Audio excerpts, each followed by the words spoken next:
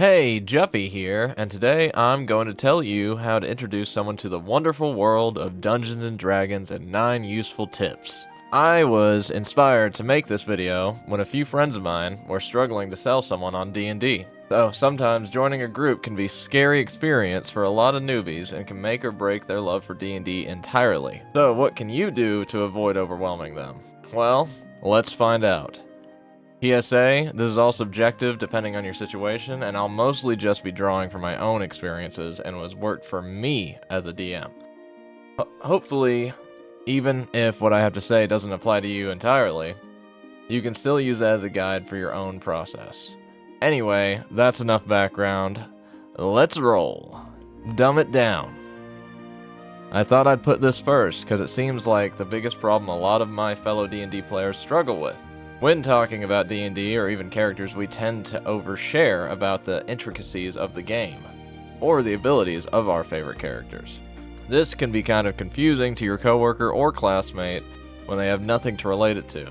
Keep things simple like, hey, our last D&D game was pretty fun. Jerry was laughing so hard he shot milk out of his nose. Something like that is more concrete and easier to grasp than something like, my Hexblade Warlock casted Arms of Hadar and did 58 damage to the Tarask, but it had resistance so the spell slot wasn't worth it. I think that is a little bit non-understandable from a layman's side of things. Have a 4-player maximum. I thought the second term should also be one of the most controversial topics. Party size. You may be thinking, but Juppy, I can easily run 5 or even 6 players in my campaign. It's no big deal. And that may be, but to a new player, the more isn't the merrier. They can feel lost in a sea of voices and get talked over, especially because they might be too shy their first time playing to push through the noise. This is especially harmful when your group isn't acquainted with the newbie and can make it feel as if they are intruding on your friendship, which unsurprisingly will cause them to not want to do that any longer. That brings us to our next tip. Introduce your players away from the game. Obviously, this sounds crazy, but let me tell you what I mean. Dungeons & Dragons can be a very emotionally taxing game depending on your style, and stacking that with the pressure of getting to know the people you're currently trying to roleplay with can be draining. To combat this in my own games, I tend to set up neutral meetings such as board games or video games or something like that. This is especially helpful if the activity you're setting up is one everyone is familiar with, so that they don't need to waste brain power learning any rules and spend more energy vibing with the people around them. You can probably also do a session 0 alongside this activity to further introduce your party's characters and whatnot to each other. Don't introduce them mid-campaign. Look, I know how that sounds, and maybe the whole reason you wanted to bring your friend into D&D in the first place was to introduce them to this awesome story and world you've crafted. But being dropped into the middle of an ongoing narrative can leave them disjointed from the story and all around disconnected from the game itself, and that's not good. Don't panic. I have the solution. Do a couple of one-shots or a short campaign to get them used to the game and mechanics first. Then after they've gotten familiar with everything, then maybe talk to them about joining your long-running campaign. Speaking of mechanics, however, character creation. Suggest, don't mandate. Introducing a friend to D&D character creation can be a very, very, very long process, and you should absolutely step in to aid them. But that's it. Aid them. Don't tell them where their stat should go for the most damage, unless they ask. Don't tell them how a wizard should be roleplayed, unless they ask. Don't even touch their character sheet, unless they ask. The most fun part of the game for a new player is often just creating a character from scratch. And if you try to inject too much information, it can start to feel like you're the one creating their character in the first place. Let them make mistakes and learn from them. If it turns out they made a paladin that specializes in intelligence, then roll with it. There has to be at least one smart holy warrior in the realms beyond. Combat. Short, sweet, and scarce.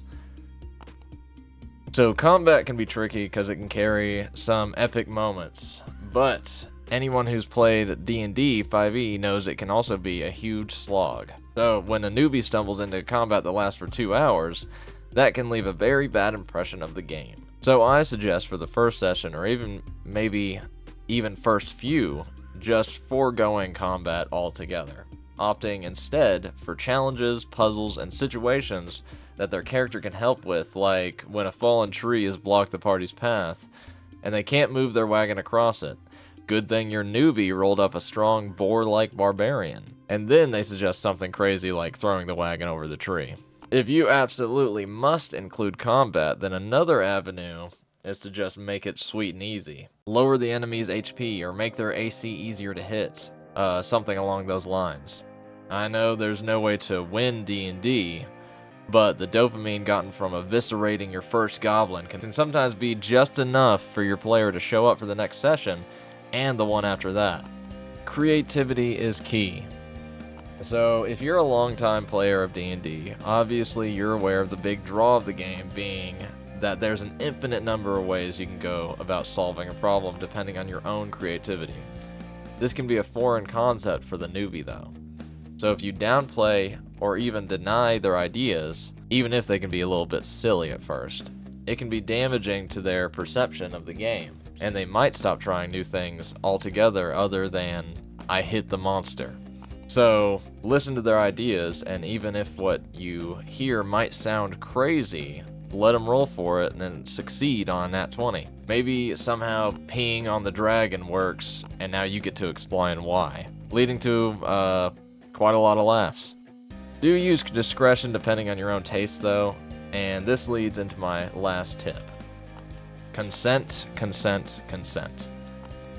This is a fundamental principle that applies to everyone, whether you're a seasoned player or just starting out, and it's arguably the most important tip of all. Honestly, I believe it should be included in every D&D tip list. Nothing can drive a player away from the game faster than seeing something happen to their character that they have no control over. Respecting boundaries isn't just a rule, it's the foundation of a healthy, enjoyable game. Don't let player characters control each other with charisma checks or charms. Trust me, it's almost always a bad idea. Consider even banning charms on other player characters, but that decision is entirely up to you and your table. The key is to have open conversations, talk through your ideas with your players, and see what they're comfortable with. Make a list of potential situations or themes that could come up, and if anyone objects or feels uneasy, mark it out. Use this as a guide to protect the mental well-being and comfort of your party, fostering an environment where everyone feels safe, respected, and truly able to enjoy the story you've all crafted together. Well, anyway, that's it for my list on introducing someone to D&D without overwhelming them. If you enjoyed this video and would like to see more of this type of content on my channel, or if you think you have any good tips for anyone wanting to get their friends into D&D, please let us know in the comments. And also, don't forget to like and subscribe. See you later.